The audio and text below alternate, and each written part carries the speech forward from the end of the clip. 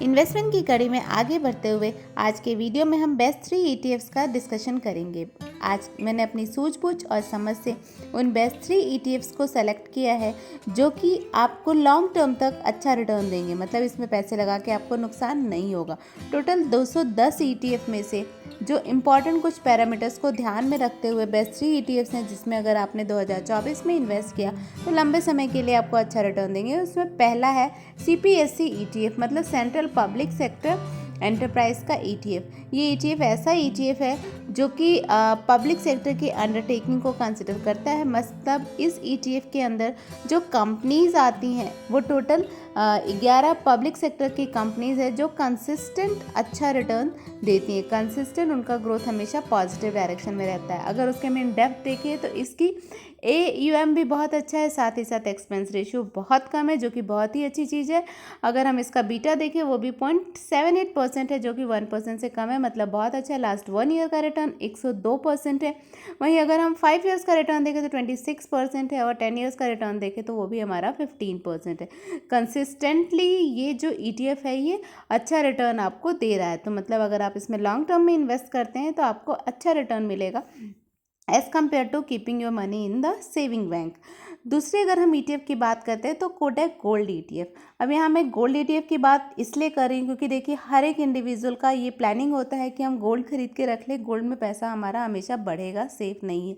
लेकिन गोल्ड खरीद के रखना एक रिस्की अफेयर है। गोल्ड को खरीद के रखेंगे, अगर हम बैंक में रखते हैं तो उसके लिए भी हमें एक्स्ट्रा चार्जेस पे करने पड़ते हैं। साथ ही साथ अगर हम घर में रखते हैं तो वो हमारे लिए एक स्टोरेज की टेंशन देता है।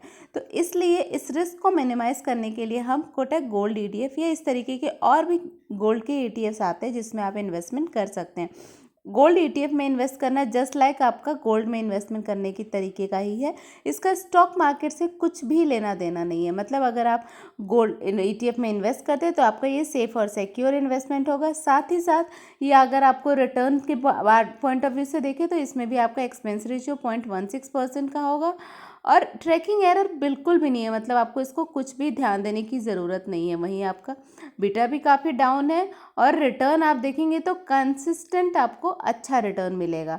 इसलिए गोल्ड ETF में इन्वेस्ट करेंगे अगर आप लॉन्ग टर्म तक, तो जैसे आपने गोल्ड में इन्वेस्ट करके रखा है सेम टू सेम वैसा ही आपका इन्वेस्टमेंट भी होगा। आपको अच्छा रिटर्न देगा 1 साल, 5 साल, 10 साल या ऑल टाइम रिटर्न भी इसका 12% के अराउंड है, तो ये भी आपका अच्छा कंसिडर किया जाता है। तो रिटर्न पॉइंट ऑफ व्यू से गोल्ड ETF में इन्वेस्ट करना भी एक वाइज और अच्छा डिसीजन होगा। जो थर्ड इंपॉर्टेंट ETF है वो है Nippon India ETF Nifty mid cap 150।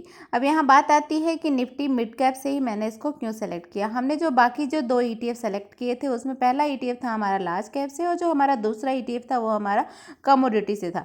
तो हमारे जो ETFs का ग्रुप होता है, जो हमारा इन्वेस्टमेंट होता है, उसमें लो वोलेटिलिटी के साथ स्टेबल रिटर्न ये दोनों चीज़ें देती हैं। बट वहीं अगर हम मिड कैप की बात करें तो इससे हमारा वोलेटिलिटी तो हाई होगा लेकिन साथ ही साथ हमको रिटर्न भी अच्छा मिलेगा। तो इस पॉइंट ऑफ व्यू से अगर कंसिडर करें तो Nippon India ETF Nifty mid cap 150 बहुत अच्छा रिटर्न देगा। इसका बीटा भी 1% से कम है। साथ ही साथ अगर इसके आप 1 ईयर और 5 ईयर के रिटर्न देखेंगे तो ये भी आपको बहुत अच्छा रिटर्न दिख रहा होगा और ऑल टाइम रिटर्न भी इसका 24% के अराउंड है।